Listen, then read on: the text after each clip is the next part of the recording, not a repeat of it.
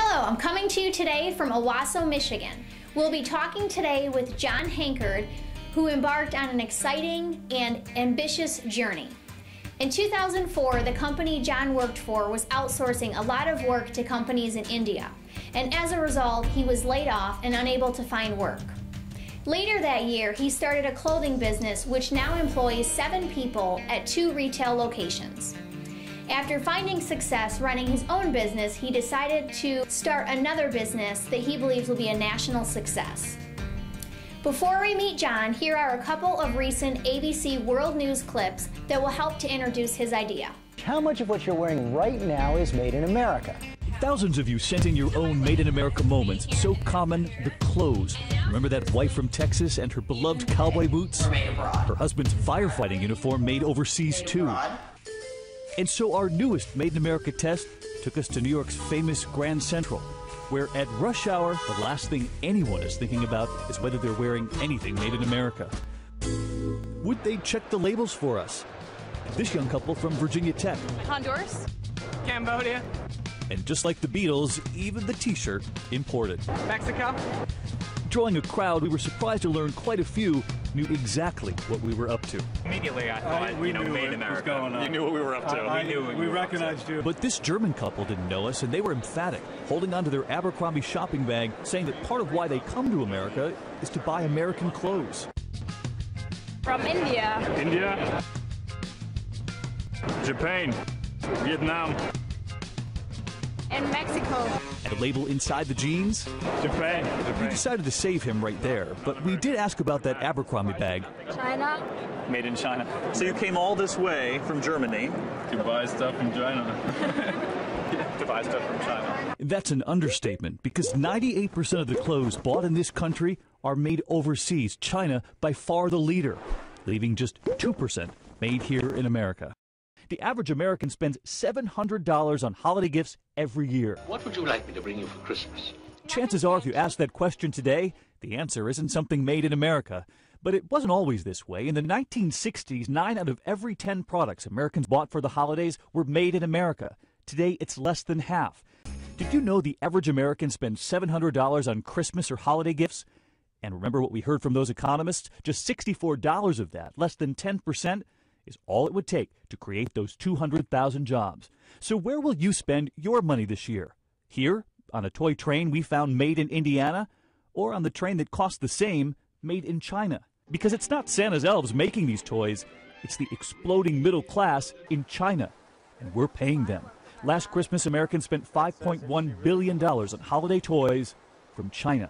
You know that Andy Williams song, "It's the most wonderful time of the year." Is that true for China, too?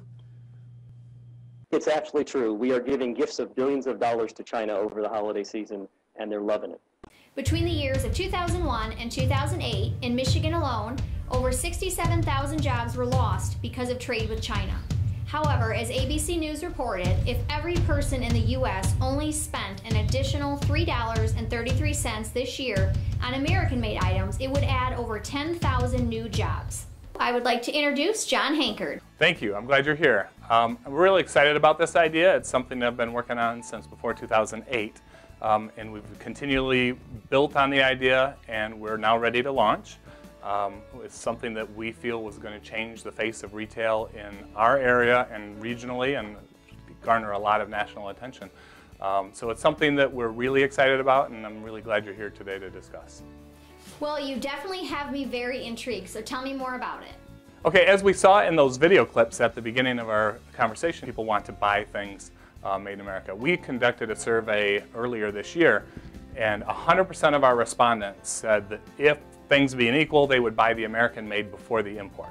60% of the people said they'd be willing to pay more with that value, perceived value of it being a better product, and a lot of times they are better products, and also that they are helping their country as they do that. Over 30% of the people said that they would be willing to travel outside of their area or go out of their way to buy American-made products if they were available. So what we're intending to do is open the world's largest Made in America store right here in Owasso. It will be a department-type store. We will have everything, every imaginable category, with the exception of electronics. There probably won't be a lot. but we will have a full-service store, and it will be the largest in the world. So I understand you have some experience at selling American-made products. Yeah, back in 2008, we launched a clothing line called USA Clothing. And we worked with 3 different suppliers here in the United States, and we had just a few shirts to start. So we just had our few shirts, a press release, and a website. So we launched with that. We were picked up, the Flint Journal, which is the largest clothes paper to us, ran us on the front page about our new venture, and then hit the wire. So we were picked up in 8 different markets across the country, and from Washington State all the way to New Jersey, and sales started coming. So we have since continued to grow that. We now have over 20 products on our site, all made in America, and it's going pretty well. We just finished our Christmas season, had our best season ever. Now, we've spent no money on advertising ever. It's all just been from word of mouth and mostly from advocacy groups online that are promoting us because we have made in America products and there's such a desire to have that out there. We also created a plan for a full line because we had some success with the clothing, so let's venture out and see what else we can do. We contacted probably about 20 or 30 manufacturers here in this country on hard lines, and about 2,000 products we came up with, developed this plan, and decided to take it to the banks. We didn't have a whole lot of luck. They weren't loaning for startups, and we had no track record of a big made in America company. So we were told to go out, find private investors. At the time, we decided to just concentrate on our current business. This whole time, just kind of keeping the thoughts about the Made in America store, and kept working at that. So you've been working on this for the past 3 or 4 years. Is there a reason why you're ready to open a new store now? About 1.5 years ago, a store with a similar business plan opened in New York State. The Made in America store opened on April 3rd, and Mark was blown away by the response he received. Over 800 people stopped by that first day. For all the attention the Made in America store has received locally, it has gathered just as much attention nationally and throughout the world. Mark recently was interviewed by reporters from Japan and spent last weekend on Fox and Friends in New York City.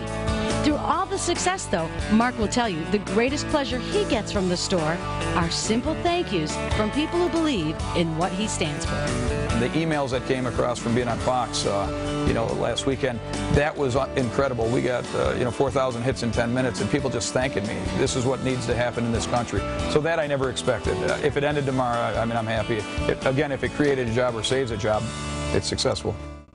So after seeing that 1.5 years ago, it kind of re-energized me again to really focus on this project. The things I took away from seeing the store open was their first day they opened, they had 800 people come through their door. They had a national interview, and they had 4,000 hits at their website in the first 10 minutes.